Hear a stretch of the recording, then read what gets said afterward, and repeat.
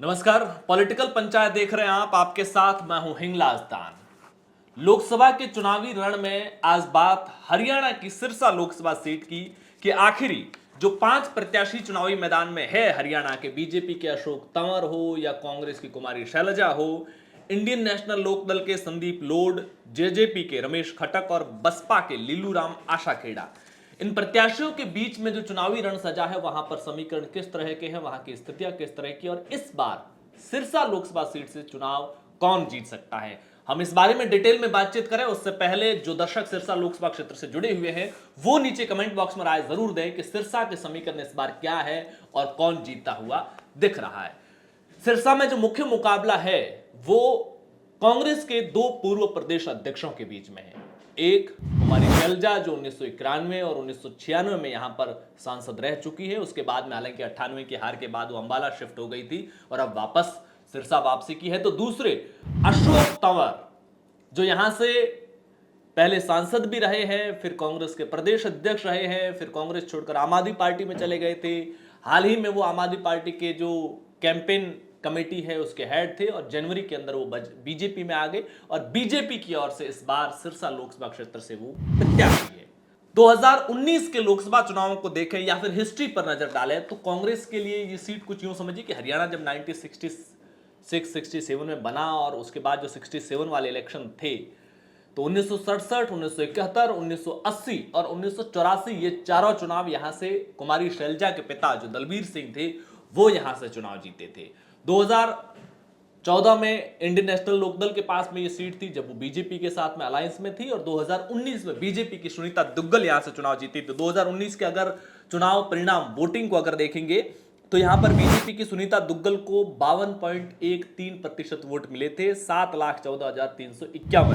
Number 2 पर अशोक तंवर रहे थे जो उस समय कांग्रेस के कैंडिडेट थे, 29.51% वोट मिले थे, 4,04,433। निर्मल सिंह यहां पर तीसरे नंबर पर रहे थे जिनको 7% वोट मिले थे, 95,914 वोट। चरणजीत सिंह रोड़ी जो इंडियन नेशनल लोकदल के प्रत्याशी थे वो नंबर 4 पर रहे थे, वही चरणजीत सिंह जो 2014 में यहां पर सांसद थे, 6.43% वोट मिले 2019 के अंदर, 88,093। 5वें नंबर पर रहे जनक राज अटवाल जो बसपा के प्रत्याशी, 1.83%, 25,107 वोट मिले थे। सिरसा लोकसभा क्षेत्र में आने वाली अगर 9 विधानसभा क्षेत्रों की बात करें, क्योंकि आप सभी को पता है कि हरियाणा के अंदर विधानसभा की 90 सीटें हैं और हर एक लोकसभा, क्योंकि 10 लोकसभा की सीटें तो हर एक लोकसभा क्षेत्र के अंदर विधानसभा की 9 सीटें आती हैं। इसमें एक सीट जिंद जिले की है, 3 सीट फतेहाबाद जिले की है और 5 सीटें जो सिरसा जिले की है। सिरसा पूरा जिला, फतेहाबाद की 3 विधानसभा सीटें और जिंद जिले की 1 विधानसभा सीटें, ये सब मिलकर के यहां पर सिरसा लोकसभा क्षेत्र बनता है। और इन 9 सीटों में से 2 सीटें नरवाना और टोहना ये 2 जेजेपी के पास में है, फतेहाबाद और रतिया ये 2 बीजेपी के पास में है, सिरसा जिले की कालावाली और डबवाली ये 2 कांग्रेस के पास में है, रनिया खाली है, और सिरसा जहां से गोपाल कांडा एक एरिया में एक प्रभावी नेता के तौर पर अपनी भूमिका रखते हैं वो यहां से विधायक है, और एलानाबाद से इंडियन नेशनल लोकदल के अभय चौटाला। तो सिरसा बहुत सारे कारणों से महत्वपूर्ण हो जाती है। अभय चौटाला समेत ये चौटाला परिवार का भी गढ़ रहा है। ये कांग्रेस के 2 पूर्व प्रदेश अध्यक्षों के बीच में मुकाबला है। वर्तमान समय में ये बीजेपी कोटे की सीट है और इन तमाम इक्वेशंस को देखते हुए सिरसा का जो चुनावी रण है वो इस बार पूरी तरह से सजा हुआ है, जहां पर एससी के वोट 29% के आसपास है और 20% के आसपास यहां पर सिख वोटर है। एक सुरेंद्र कुमार नाम से एक कैंडिडेट है जो काफी दिलचस्प कैंडिडेट है, वो 2009 से यहां पर लगातार चुनाव लड़ रहे हैं, चाहे वो विधानसभा का हो चाहे वो लोकसभा का हो।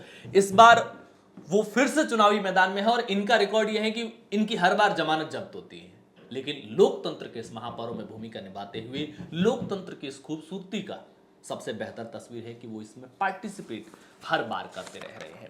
सिरसा लोकसभा क्षेत्र की अगर अपन बात करें तो टोटल यहां पर 20 लाख के लगभग वोटर है, जिसमें से 6 लाख के लगभग एससी के वोटर है और ये सीट भी रिजर्व है। मुस्लिम 0.9% ये, लिहाजा इस बात को बहुत क्लियर समझे कि बीजेपी के लिए यहां ध्रुवीकरण की संभावनाएं कम है। सिख वोटर 20.11% है। 2019 का लोकसभा चुनाव या फिर उसके ठीक 2-3 महीने बाद हुआ विधानसभा चुनाव का वोटिंग परसेंटेज देखें तो करीब करीब 75% के आसपास रहा है। 75.8% लोकसभा चुनाव का था और 76.5% जो 2019 के विधानसभा चुनाव थे उसका था। अब आपके हिसाब से जो सिरसा लोकसभा क्षेत्र से ताल्लुक रखने वाले लोग हैं उनके हिसाब से यहां पर इस बार बीजेपी, कांग्रेस, इनेलो, जेजेपी, बसपा समेत जो ये पंचकोणीय मुकाबला है इसमें जीत किसकी होती हुई दिख रही है? जो सिटिंग एमपी थी सुनीता दुग्गल, उनका कामकाज कैसा रहा आपके हिसाब से? कमेंट बॉक्स में राय जरूर दीजिए। हरियाणा की इसी तरह अन्य लोकसभा सीटों का विश्लेषण देखने के लिए पॉलिटिकल पंचायत चैनल को सब्सक्राइब जरूर कीजिएगा। शुक्रिया।